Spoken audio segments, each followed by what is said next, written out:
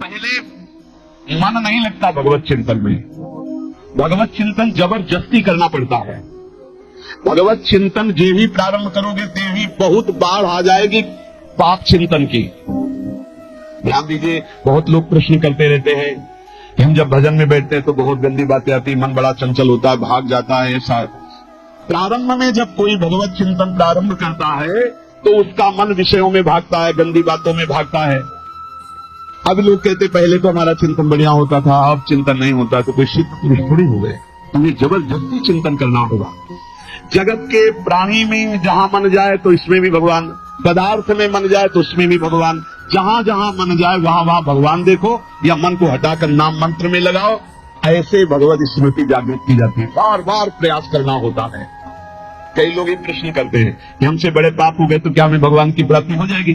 तो यहाँ कह रहे भगवान किसी के पूर्व जीवन को नहीं देखते हैं, वर्तमान के भजन को देखते हैं। पकड़ो इस बात को।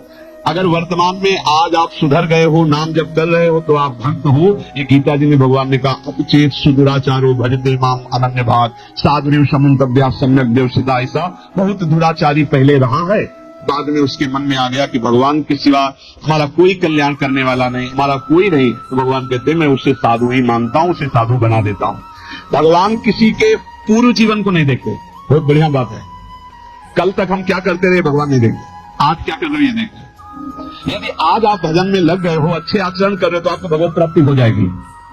भगवान ये नहीं देखते कि पूर्व में पुण्यात्मा रहा है कि पापात्मा रहा है। भगवान वर्तमान में देखते कि मेरा भजन कर रहा है, बस इसी को कल्याण कर देते हैं। पकड़ो इस बात को, तो कभी प्रश्न नहीं उठेगा कि क्या हमको भी भगवत प्राप्ति हो सकती है क्या। हमारा मन यदि श्री भगवान को चाहने लगे तो श्री भगवान हमारे मन में ही आकर बस जाएंगे। भगवान की रूप माधुरी में मन डूबने लगेगा। यथार्थ सत्य, जो भगवान से थोड़ा भी प्यार करने लगे हैं, उनके हृदय में भगवान की उनकी भावना के अनुसार झलक आने लगी है। हृदय में प्रभु के आते ही अनंत जन्मों के संस्कारों का नाश हो जाता है। इसलिए तुम अपने पहले वाले घृणित जीवन को याद भी मत करो और उसको सोचकर जरा निराश भी मत हो। अमावस्या में घोर अंधकार रहता है, पर प्रातः काल में अंधकार नष्ट हो जाता है।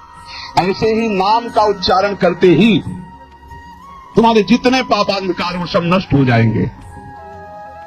तुम चाहो कि एक क्षण भी प्रभु को ना भूलो। अब वर्तमान में ऐसी स्थिति बनाओ जो प्रभु को नहीं भूलने की चाह करता है कि मुझे ऐसी स्थिति प्राप्त हो कि मैं कभी प्रभु को ना भूलूं।